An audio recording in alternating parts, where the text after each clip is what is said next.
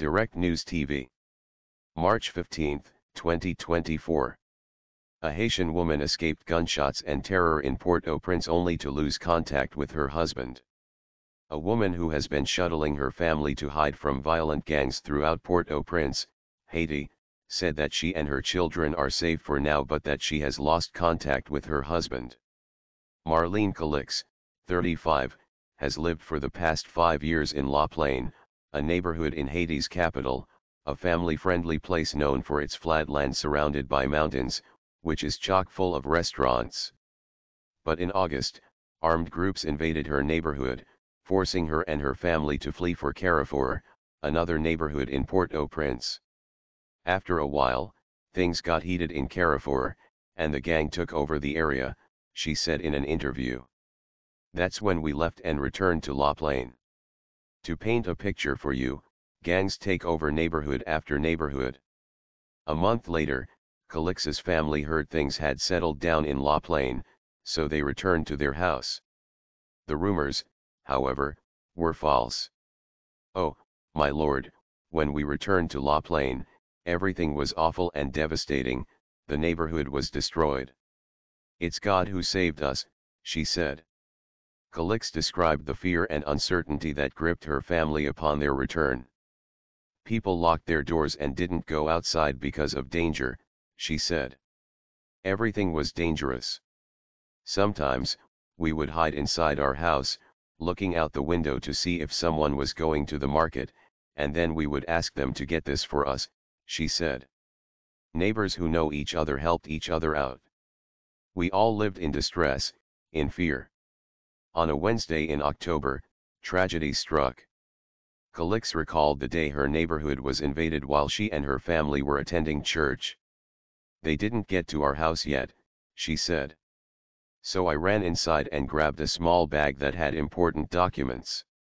In the scramble, Calix said, she heard gunshots ring out. I grabbed my kids and ran, she said. Everyone was running in different directions. Houses were getting set on fire, even mine. To this day, I don't know how we are alive. Calix and her 2 children, Rose Esther, a 6-year-old girl, and Iselin, a 9-year-old boy, fled Port-au-Prince, leaving the capital behind and heading north. Calix's husband, Delins Francois, 39, was at work during the invasion and hasn't been heard from since. He sells merchandise like headphones and electronics. He is a street vendor. Ever since that day, I have never heard from him, she said through tears. The family's journey to safety was fraught with danger, as they begged for rides and relied on strangers to help them reach Cap Haitien, about 130 miles north of Port-au-Prince. Calix only had time to pack essential documents like birth certificates and passports.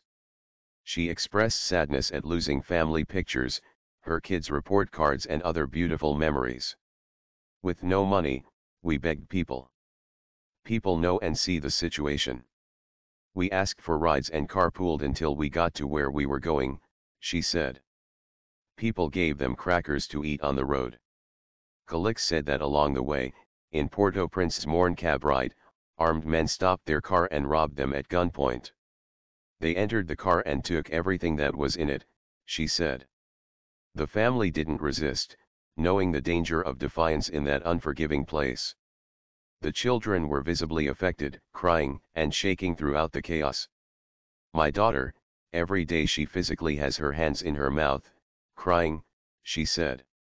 We prayed so they wouldn't hurt us and to let us go with no harm, because, in Morne Cabride, Port-au-Prince, they don't give people chances, she said. They told the driver to go. When the car started driving away, the gang members fired a few gunshots up in the sky. They didn't shoot directly at the vehicle. The journey took them 3 days until they reached Cap Haitien. Despite the hardships they faced, Calix expressed gratitude for their survival. Every day, she worries about her husband. I don't know where he is, if he is alive or if he is dead, she said. Since the escape, Calix said, she has struggled to make ends meet. She had been a stay-at-home mother, and her husband was the breadwinner in the household. Now, she relies on occasional laundry washing jobs to support her family. Deslin and Rose Esther haven't been back to school since the violence erupted. I don't have the financial resources anymore for school, she said. As Calix continues to rebuild her life amid the ongoing crisis, she remains grateful for the support of her community and holds on to hope for a better future, but knows that returning to Port-au-Prince isn't an option.